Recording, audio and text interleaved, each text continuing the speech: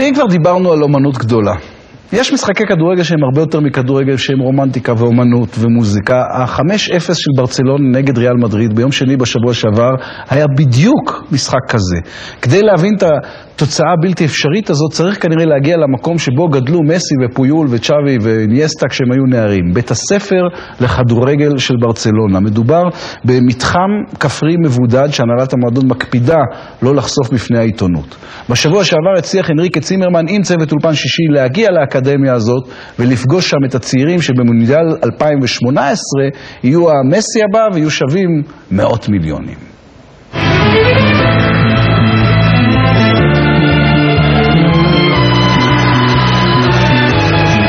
זה היה שבוע שבו כל הדרכים הובילו לקאמפ נו, האצטדיון הגדול ביותר באירופה.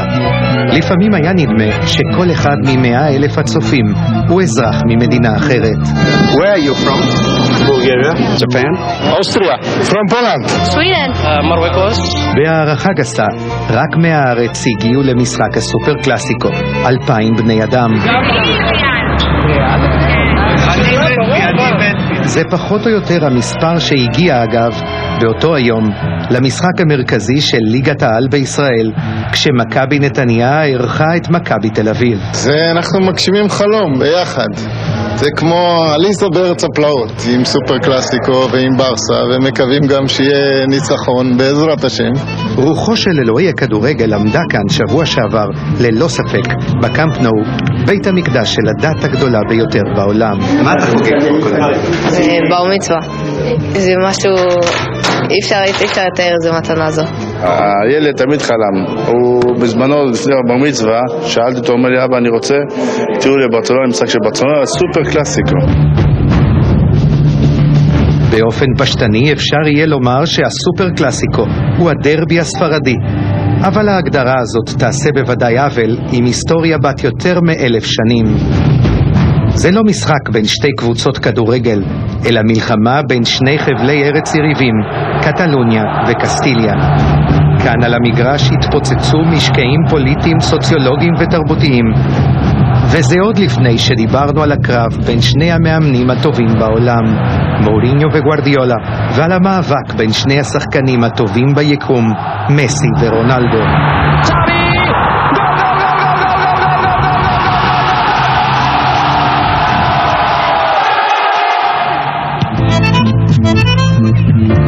בבוקר המשחק, כמה שעות לפני שברצלונה קדשה את ריאל על הדשא, אנחנו מבקרים במפעל, האקדמיה לכדורגל של הקבוצה.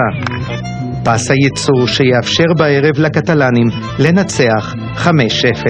ב-2009 הקבוצה של הקאמפ נו כבר זכתה בכמה וכמה תארים, בין השאר הליגה הספרדית, הגביע הספרדי, הצ'מפיונס ליג והגביע העולמי לקבוצות. מהו הסוד של המועדון הזה? כנראה שהוא טמון בין קירותיו של הבניין הזה למסיע, האקדמיה לכדורגל של ברסה. כמחצית משחקני הקבוצה הבוגרת גדלו והתחנכו במוסד הזה. בשנת 2009, עם מאמן צעיר ובלתי מנוסה שגדל פה גם, פפ גוארדיולה, שברה ברצלונה שיא ללא תקדים בעולם. לא פחות מ-15 קבוצות פועלות כאן במקביל, כולל אגב 2 קבוצות נשים. את התלמידים בוחרים מעל ל100 ציידי כישרונות שמפוזרים בכל העולם. כל תפקידם הוא לשים יד על הרגל הקטנה שעשויה להיות שווה למועדון בעוד כמה שנים מיליונים. Yo creo que es un club que siempre ha trabajado mucho con la cantera, con la gente de casa, que hay confianza plena en ellos, que ellos saben que las puertas del primer equipo siempre están abiertas, que no es una cosa nueva, sino que hace 20, 25, 30 años pues que se sigue haciendo lo mismo, que se apuesta, que igualdad de condiciones siempre se suele tirar de un chico de casa, porque es del Barça, porque siente los colores, porque conoce la forma de trabajar, el sistema de juego. במסדרונות האקדמיה יודעים ללחוש מי הולך להיות המסי הבא. אם ירצה אלוהי הכדורגל, זה יהיה ג'ורדי מקבוצת בני ה10. אביו מקונגו, אמו מקומית. ¿Cree que alguno de ellos tiene alguna posibilidad de llegar a ser jugador del primer equipo?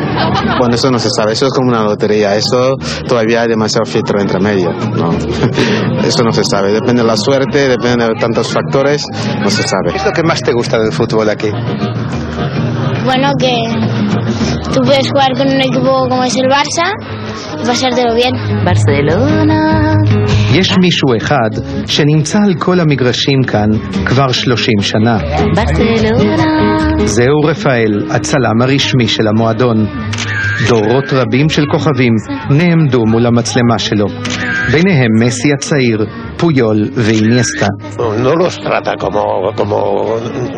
no los ve como Dios, él los ve cercanos. Hasta el Puyol cuando ve me dice, fotógrafo, esa cámara que tienes, la mitad es mía. Porque me vendiste muchas fotos y me sacaste mucho dinero. מבחינת הנהלת מועדון הכדורגל של ברצלונה, המקום הזה הוא אתר שמור ביותר. מצלמות בדרך כלל הן מחוץ לתחום בלה מסיה, חוות האקדמיה, בוודאי ביום טעון ורגיש כל כך, כמו יום הסופר קלאסיקו.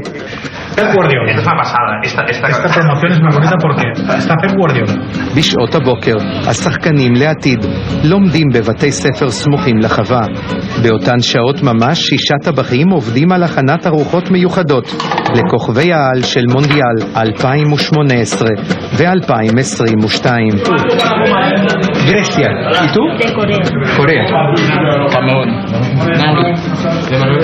אבל יש מי שיפסיד את החגיגה הערב. 7 המופלאים האלה קיבלו היום זימון לנבחרת הספרדית הצעירה. Este es el 8º año, estaba en el Santa Cruz y cuando era pequeño me ficharon. En tu opinión, ¿cuál es el secreto del Barça? ¿Cómo es que el Barça ha llegado tan lejos? Pues yo creo que es el compañerismo. Llevan todo el mundo bien, todos con todos. בצד סיפרו לנו שהצוות מנבא שה7 האלה אפילו יעלו ברמתם על כוכבי ההווה. Bueno, el día que estés tú en el primer equipo te vamos a enseñar este material, recordarte cómo eras cuando eras pequeñito. Vale, a ver si suerte. Exacto. Pero es la personalidad y el cómo encarar una derrota, el cómo vivir cuando todo el mundo dice que eres el mejor, cómo bajar de arriba de todo abajo, cómo enseñar que la humildad es un valor. המועדון הוא אימפריה כלכלית ששווה מעל מיליארד אירו. כל דבר שאותו הם משווקים הופך לזהב. מתחנת הטלוויזיה ברסה TV, שמשדרת 24 שעות ביממה, דרך המזכרות ועד צ'יפס רשמי בטעם ברסה. וחזרה למשחק.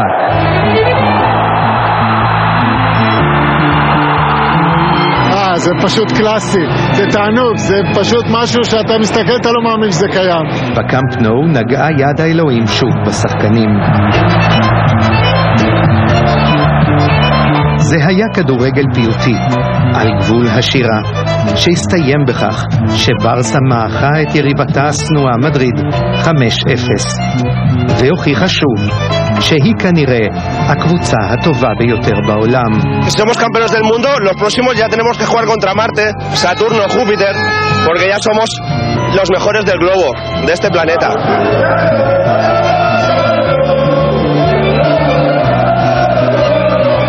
עם ה-5-0 הזה, שאחרי זה את ה5 שנים רואה כדורגל מזעזע רק מתוך תקווה שיקרה לך עוד פעם משהו כזה.